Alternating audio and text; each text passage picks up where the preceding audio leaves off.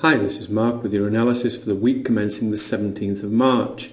Since the start of the year, I've been concentrating wherever possible on longer time frames, trading less but trying to catch some of the bigger moves. Here, for example, on the British pound, mid-February, we look for a break and a close of 5,700, and I've shown you in recent weeks how I have managed the trade by moving my stop down and trailing it. And last week, Pierre and myself both cautioned that these kind of moves are very unusual. For the pound to keep dropping without any kind of pullback is very rare. For any of the pairs, you usually see some kind of pullback before a continuation move or a reversal. And the clues last week, if you looked on lots of pairs, daily and even weekly charts, you could see what's known as MACD divergence. And if you have a look back to last Sunday and Pierre's post as well during the week and my update on Wednesday, we were telling you to be very, very careful. This is the drop on the pound since the beginning of the year, and it basically fell off a cliff and it didn't stop. So what we were saying last week is we were starting to get concerned we were going to have the pullback. These MACD clues, and for those of you who are new, MACD simply refers to this. From this point here, you can see that price was clearly going down. The same point on MACD was going up, which is a clue that price may be about to turn. And as I said, it was showing on many pairs.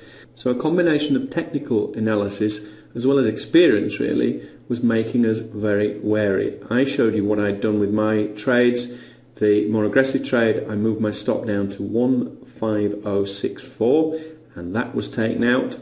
And then the other one as well was taken out. I moved my stop down to 150-130. Basically, I was trailing from the recent highs down. And because of this fear, then I didn't want to lose a huge amount. As it is, this is about 200 pips less than it was at its peak. But this trade still managed to make me 650 pips, and the more conservative one almost 600. So a huge amount of pips from one trade taken from weekly and monthly analysis. What do we do now? Well, the difficulty with this kind of trading is that sometimes you will have weeks where you have to be extremely patient. You will also have weeks when there is nothing going on.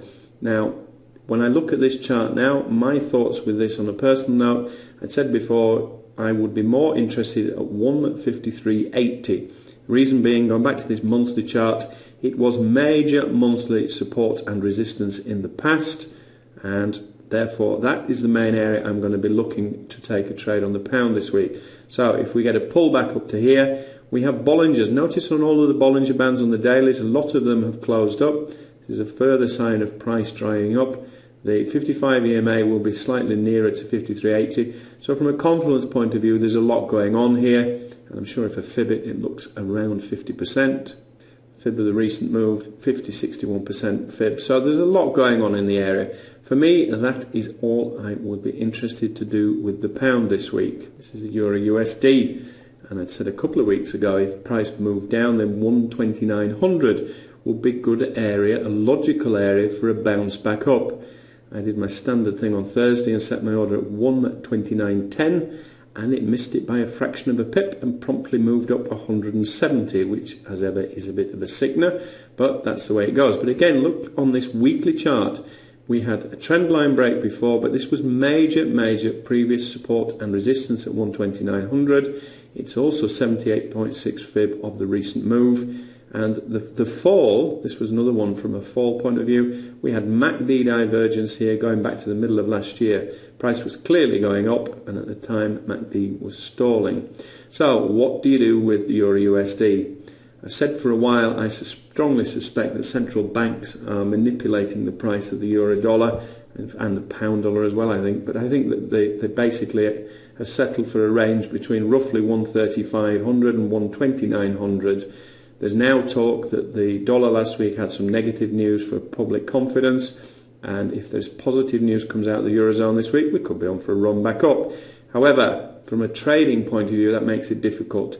I am only interested to short this pair at the moment, and the area I'm going to look at is up here, all the way back up to around 133.00, because it is a previous trend line break, it is a fib, it is the 200 EMA on a daily, it's the monthly 5500. So in other words, there's a lot going on here. From a counter trend perspective, then 12900 will be of interest again, and as it's a counter trend at the moment, I only risk half my usual stake and would recommend that you do the same should you choose to take that trade. Intraday, if you're trading intraday, then consider a long at 130. 130 was the major line in the sand in the past. Price struggled around here for 2 weeks. We've now broken and closed above it. We've closed to the pip at this weekly 55. So lots of reasons why, but we've got a 5-8 cross. We had the Bollinger Bands closing. We had MACD divergence before the event, giving us a clue the price was likely to turn. And therefore, if you're going to trade intraday, I would be interested myself for a possible long at 130, and I would place my stop below 12900, which will frighten some of you to death. But remember, you only risk the same amount of money per trade, and the reason why I'm interested in this is although it's a 120 odd pip stop, I'm looking at a potential 320 odd pip move up, and therefore a 1 to 2.5 risk reward ratio. Is it worth it? Yes, it is. This is the Swissy. Last week's weekly Swissy candle. This is an engulfing candle at the top of a major move. The whole of the body of this candle engulfs the whole of the body of that candle, and at the top of a major move, that is usually a sign of a price reversal. However, if price is being manipulated, we're going to bounce it in areas. If you're not in a euro trade, then I will be looking for a potential Swissy trade around 93.20, and here we've got that weekly 55 EMA. You've got the major support just below it where I will place my stop, but only be in a euro or Swissy trade at the same time. These pairs are highly correlated, and therefore in effect it's the same bet. This is the Aussie dollar on a weekly chart, and from last July we had a plethora of winning trades on this simply by taking bounces off fib levels on these weekly charts. And if you'd shorted at the weekly 78.6 fib and longed at 61.8, the win ratio was something around 75-80%. Recent weeks we've had a breakdown and price has bounced and bobbled along this bottom fib area, but this was a major move up last week, and I'm now a little bit wary with this Aussie dollar. For now I'm going to leave it, but standard practice says that on a daily chart you would be looking for a pullback to 103.80 because we've broken the area. It was a major area of previous support and resistance. But it's just the fact that it's such an extremely big move all at once. It's rare that the price will continue to keep going. Consider a pullback to 103.80. A more conservative trade to consider is 103.30. I will not place forward orders on the Aussie dollar this week. I will look at it on a daily, possibly a 4-hour chart only, but no forward orders for me. This is silver. The Aussie dollar used to be highly correlated with gold and silver because it is a big producer of the metals. The correlation is not as strong of late, but this was a clue again that the Aussie dollar is going to struggle to get any higher at the moment because silver has stayed below this 129.50 area. It was major previous support and resistance, and this was a major trend line that went back years. So this was a highly significant break. However, silver is manipulated constantly, but price has not broken back up again. If that was to break out and start to move upwards and candles close, then you would think in terms of the Aussie dollar possibly going on a big run back up again. This is the Aussie dollar yen, and last week I was looking for a potential pullback to 97.40 because it was a major line in the sand. Didn't quite get down there. This is an inside bar candle, which is another form of clue that price could be on for at least a pullback on this pair. And 97.40 is the area I will be interested to long this pair. Again, it's a few hundred pips away, and therefore it would be a significant pullback. But this is what I was saying earlier about patience and discipline. Those of you who like to trade intraday, then this is the Aussie dollar chart with everything stripped off it on a 4-hour chart, and you can see how we have price currently at a major support and resistance trend line that goes back to the end of February. If you were trading this intraday, then the way to play this would be look for a break and a close below the trend line, and it must be a candle close. You don't want to risk this scenario where price pushes through, and then finally turns and goes back up. But I will be interested on a 4-hour chart for a potential move down, because after all, if we're looking for a pullback to 97.40 for a move back up, it's got to get there. So the way to play it, you look for a clear break and close below the trend line, then a pullback with a view to a short. I would personally wait for a break and a close below that recent candle low at 98.90, and therefore I would place my order at 98.80 if the candles close below 98.80. So price has to clearly break and close below the trend line, pull back. My target will be 97.40 again. Euro yen bobbled along, didn't really go anywhere last week. It's just stuck in this consolidation range. Once again, I need a big pullback on this pair. Logical area is 120.75.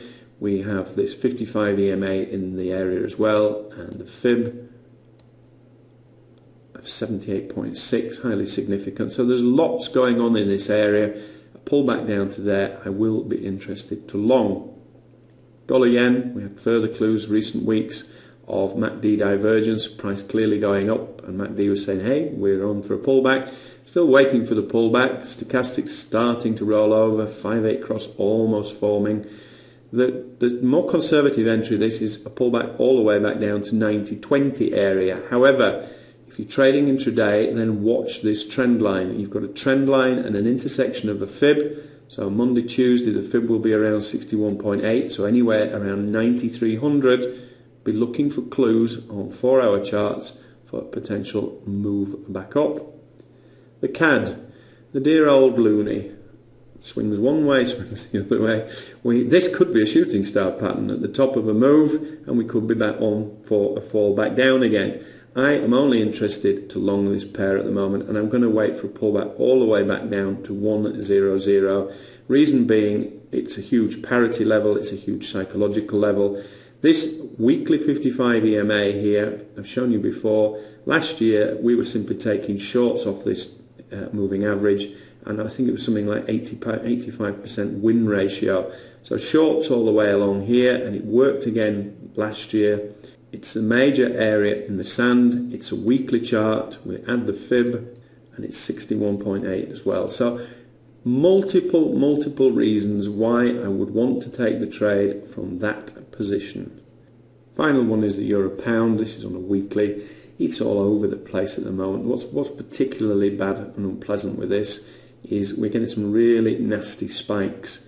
I trade this quite a lot when the pattern is suited, but I trade it with very tight stops, and I can't use that strategy at the moment.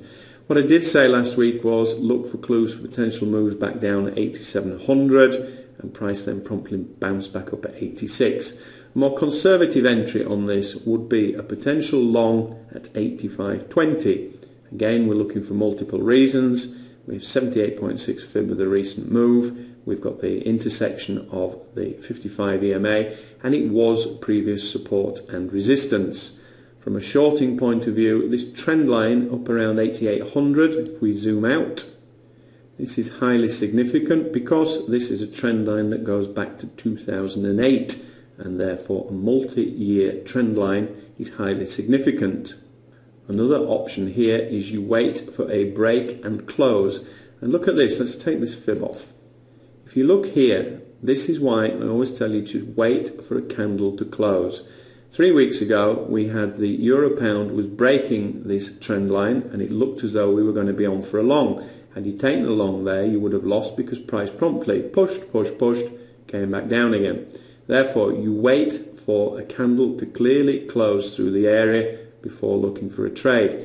If this euro pound does break this upper area, and I say I would go for a break and close above 8800, if it's going to break, then this would be a hugely significant move because of the fact this is a 5-year-old trend line, and traders all around the world are watching it, and therefore a break and close above, we could be on for the moon again.